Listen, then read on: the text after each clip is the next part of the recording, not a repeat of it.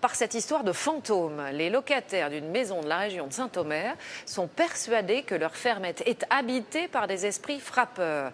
Ils auraient même été blessés dernièrement par des chaises volantes. Le maire lui-même affirme avoir assisté à des phénomènes étranges et il tente de trouver une solution pour reloger cette famille. Sur place, Barbara Six, Patrick Wurstorm. Cette fermette a réussi à chasser ses locataires. Il y a quelques semaines, ils se disaient victimes de phénomènes paranormaux. On reçoit des pierres dans la tête et tout ça. Hein. Non, c'est dangereux. Oui, ça devient dangereux. Faut voir. Mon ami a été à l'hôpital. Cette semaine, on a reçu encore des pierres dans la tête et tout. C'est grave. Des chaises qui volent, des cailloux en lévitation, des manifestations étranges vécues par d'autres membres du village.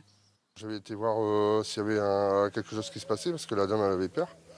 Et quand je suis sorti de la salle de bain, sur une étagère, il y avait un porte-savon. Et il m'est arrivé dans le dos. Et il a explosé par terre.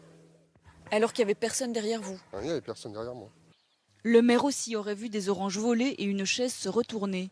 Aujourd'hui, il préfère rester discret, car dans ce village de 600 âmes, on a beaucoup de mal à y croire. Si MacGyver est dans la maison, peut-être qu'il veut faire des farces et puis qu'il fait monter les... Mais sinon, je vois pas bien le... Non, je vois pas bien ça.